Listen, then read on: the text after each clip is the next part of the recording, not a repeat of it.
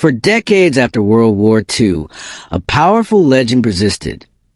The Wehrmacht, the regular German army, consisted of nothing more than professional soldiers, while the SS were the true war criminals. But what if this division was a carefully constructed lie? What if the ordinary German soldier was far more involved in atrocities than history has long suggested? Welcome to the channel, where we confront some of the most complex and uncomfortable truths in history. Today, we will tear down the historical wall separating the Wehrmacht and the SS. We will examine their respective roles, their overlapping involvement in mass murder, and attempt to answer a painful but essential question.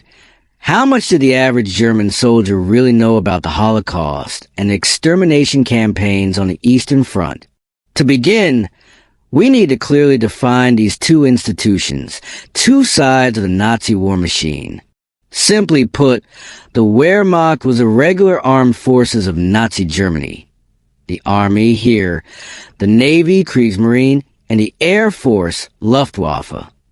They formed the professional military corps, tasked with winning conventional battles and expanding territory.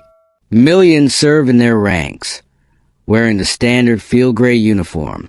The SS Schutzstaffel, by contrast, was the ideological and political combat force of the Nazi Party, led by Heinrich Himmler.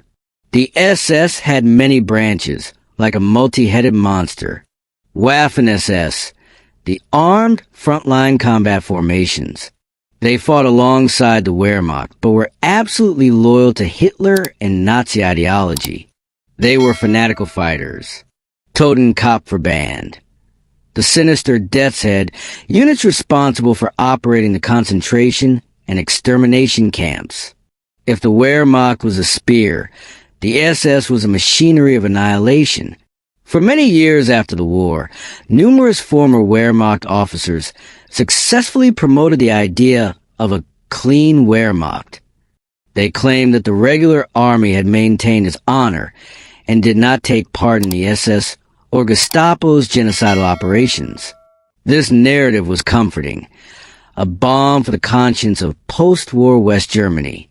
But historical evidence, especially from the Eastern Front, paints a far bloodier and more disturbing picture.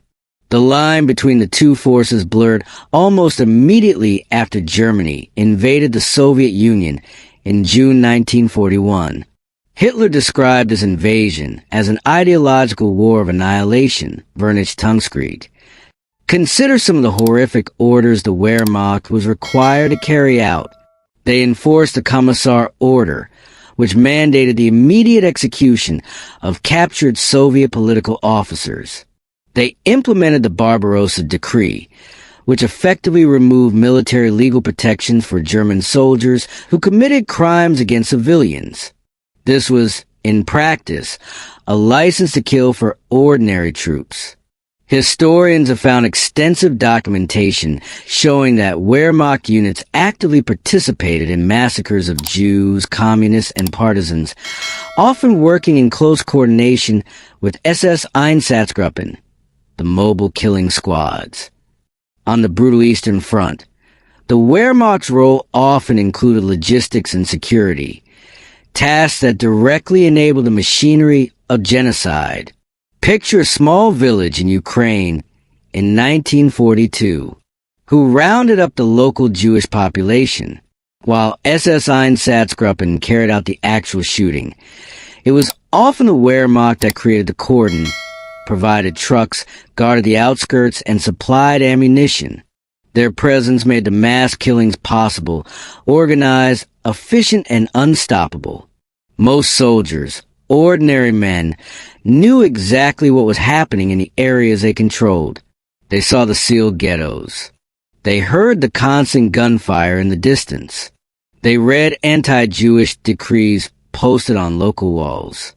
Historian Omer Bartov argues that the Eastern Front created a moral atmosphere in which brutality became normalized. The pressures of survival and unconditional obedience regularly overwhelmed moral resistance, turning professional soldiers into willing accomplices. Though Wehrmacht involvement was widespread, it is undeniable that the Waffen-SS carried out the most ideologically driven atrocities across Europe. From a massacre at Order-sur-Glane in France to countless brutalities in Poland and the Balkans, the SS worldview was built on racial purity and absolute devotion to the Führer. By design, they were unconstrained by professional military norms. Most importantly, the SS Totenkopfverband operated the extermination camps, the industrial core of the genocide. Wehrmacht soldiers did not run the gas chambers, but their leadership was fully aware of the ongoing mass murder, as proven by surviving wartime correspondence. They chose to live away while the crematoria burned. The 1945 to 1946 Nuremberg trials declared the SS a criminal organization. But the Wehrmacht as a whole escaped this judgment, allowing the myth of a clean Wehrmacht to survive and shape historical memory for decades. Today, thanks to meticulous research in newly opened Soviet archives, the conclusion is clear. The Wehrmacht was a fundamental pillar of the Nazi genocidal system. Its crimes were not limited to following orders, but included active participation, cooperation, and the creation of conditions that allowed the SS to commit genocide with impunity. Not every soldier pulled the trigger. That is true. But historical studies overwhelmingly show that the Wehrmacht was morally and legally complicit in crimes against humanity. The supposed divide between Wehrmacht and SS was never absolute. It was a shared enterprise in domination and destruction, one brutally exposed on the Eastern Front. Acknowledging this truth is vital, because mass atrocities require not only fanatics, but also the silent approval or willing participation of large numbers of ordinary men. If this deep dive into the realities of World War II made you reflect and want to learn more, be sure to like and subscribe. We focus on the experiences and uncomfortable truths that have shaped history. But were there any members of the Wehrmacht who actively resisted SS violence, even at the risk of their own lives? And how was the myth of the clean Wehrmacht finally dismantled after so many decades? Stay tuned for the next episode to find out.